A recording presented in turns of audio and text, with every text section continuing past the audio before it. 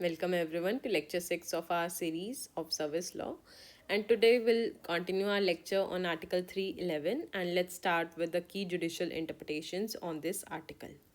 जो सबसे पहले हमारा केस है Purushottam Lal Dhingra versus Union of India.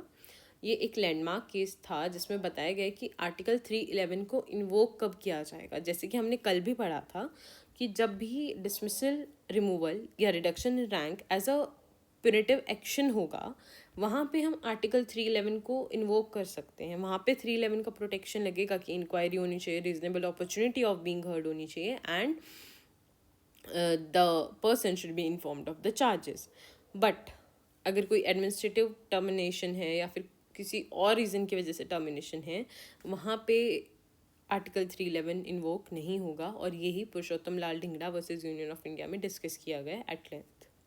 Then comes the case of Khemchand versus Union of India. इस केस में रीजनेबल अपॉर्चुनिटी जो टर्म यूज़ की गई है क्लॉज 2 में, उसको डिफाइन किया गया है बहुत ही डिटेल में।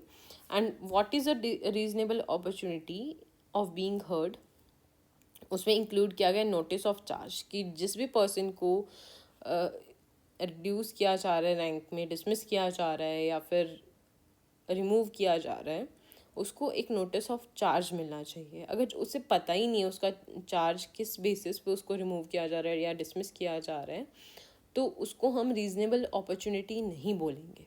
इसी तरह से अगर उसे एक्सेस टू एविडेंस ही नहीं दिया गया, for example if he needed some documents और some type of record from the office but उसको डिनाई कर दिया गया, तो वहाँ पे भी नहीं माना जाएगा कि उसे रीजनेबल अपॉर्चुनिटी मिली थी।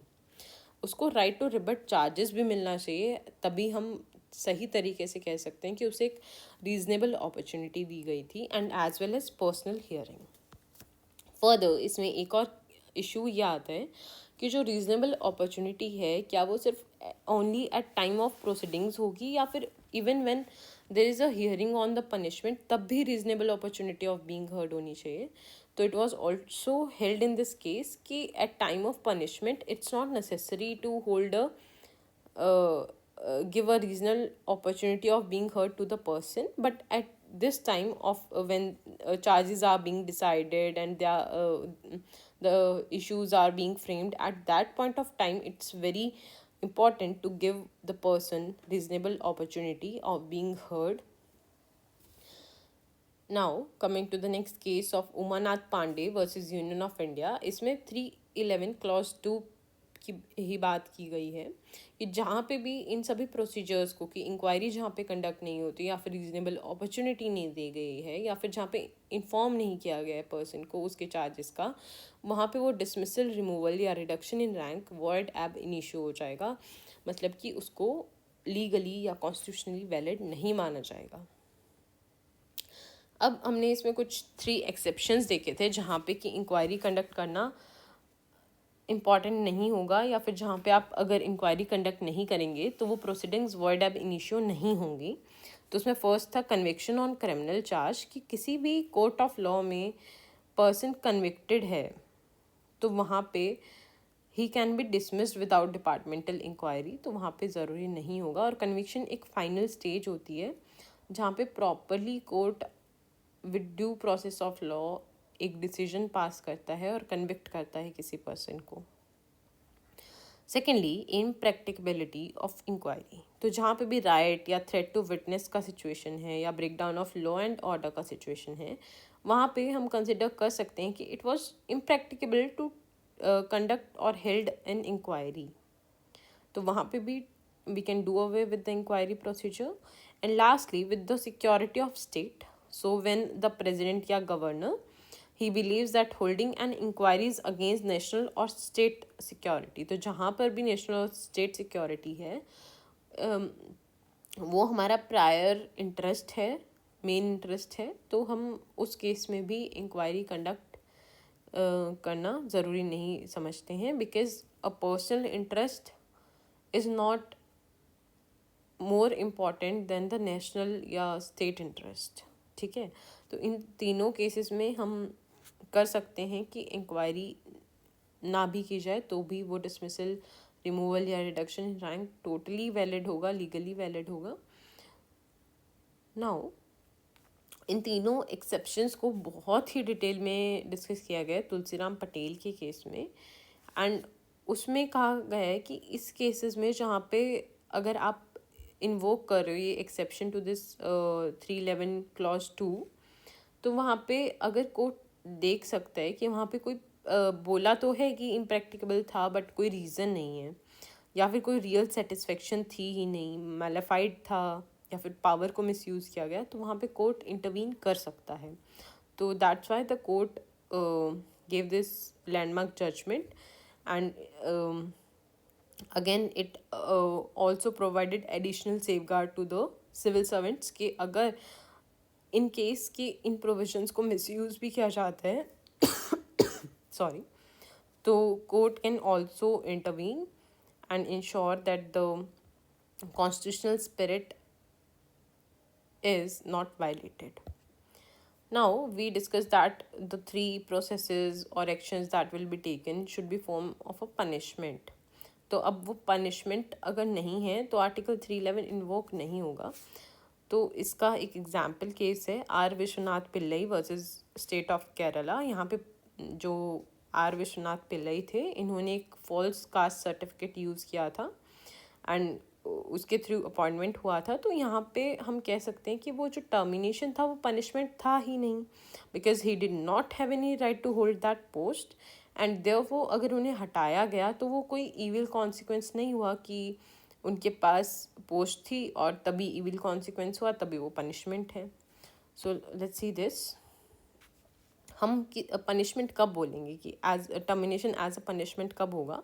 जब किसी पर्सन के पास राइट है उस पोस्ट को होल्ड करने का। सेकेंडली, उसके पास राइट है होल्ड करने का और उसको इविल कॉन्सिक्वेंसेज हुए कि उसको हटा दिया गया है, या फिर इस केस में किसी रीज़न की वजह से उसको वैलिड रीज़न था और उसको हटा दिया कि उसने कोई गलती की ऑन बेसिस ऑफ इनफिडेलिटी हो सकता है या कोई और रीज़न हो सकता है।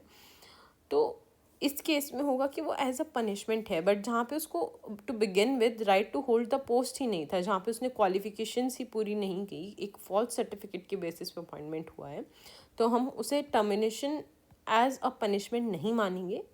Here the termination was not as a punishment but there was no right to hold the post itself, तो यहाँ पे आर्टिकल 311 अट्रैक्ट होगा ही नहीं। And lastly, discussing the case of union of India versus Sunil Sarkar, इसमें mainly there was the issue whether it would amount to double jeopardy if there was court martial proceedings and also service law proceedings, that is disciplinary proceedings.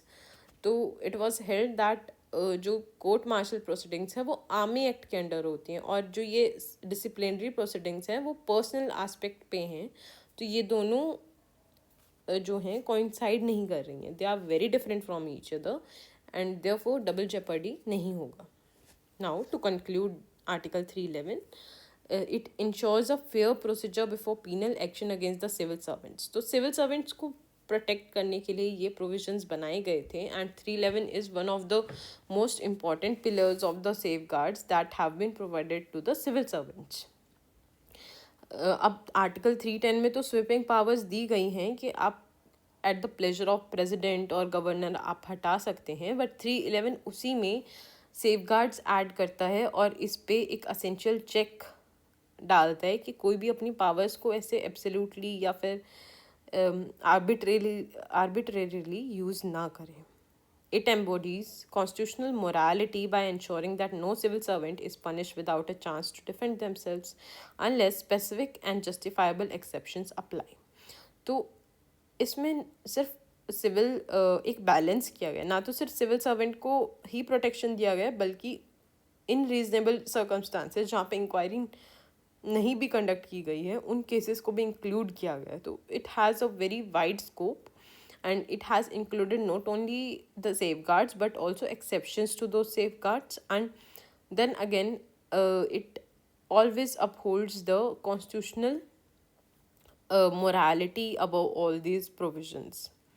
So the judgments like Tulsiram Patel, Khemchand, Purushottam Lal Dhingra, they all help you understand how Article 311 works, and it would help you with understanding Article 311 better. So I would recommend to go through these judgments once again. Thank you very much for watching the video, and that's it for this video. Please like, share and subscribe the channel. Thank you.